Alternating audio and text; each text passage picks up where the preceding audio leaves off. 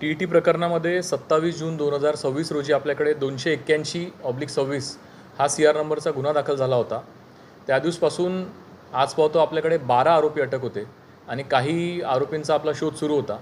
आणि या संपूर्ण पेपर लीक प्रकरणामधील जो महत्त्वाचा आरोपी आणि प्रमुख आरोपी जो आहे बिजेंद्र कुमार गुप्ता, याला काल बिहारच्या समस्तीपूर येथून त्याला ताब्यात घेण्यात आलं। ताब्यात घेतल्यानंतर त्याला तिथनं हवाई अड्डा पोलीस स्टेशन पटना इथं त्याच्या अरेस्टची नोंद करून साधारण सकाळी 1 वाजता तिथं अटकची नोंद करून त्याला इथं आज आपल्या भिवंडीला आणण्यात आलेला आहे। आणि त्याच्यासोबत त्याचा साथीदार जो आहे इंद्रजित विजय कुमार सिंग, या आरोपीला सुद्धा आपण याच्यात अटक करतोय आणि या दोघांनाही आता थोड्याच वेळात आम्ही कोर्टापुढे प्रोड्यूस करणार आहोत।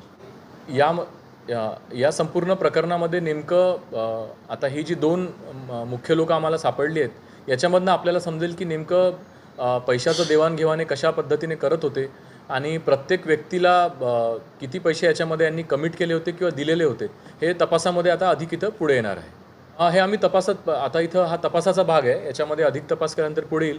परंतु याच्या आधीचे जे काही आरोपी होते ते पुण्यामध्ये काही येऊन गेलेले आहेत आणि पेपर इथं विकण्याचा प्रयत्नसुद्धा केलेला आहे। असं वाटतं की अजून याच्यामध्ये काही आरोपी आहेत जे निष्पन्न झालेले आहेत आणि आम्ही ते त्यांनासुद्धा अटक करण्याचा आता आमचा प्रयत्न। 281/26 कोणगावचा जो TETचा पेपर लीक झाला होता, याच्याने पूर्ण महाराष्ट्रात जी आणि देशात जी खळबळ माजली होती, त्याच्यामध्ये आज याच्यापूर्वी जे 12 आरोपी अरेस्ट केल्यानंतर आज पोलिसांनी 2 नवीन आरोपी, जो विजेंद्र गुप्ता, सुमन गुप्ताचा जो नवरा आहे तो आणि त्याचा मित्र इंद्रजित सिंग यांना मेहरबान न्यायालयापुढे आणलं होतं।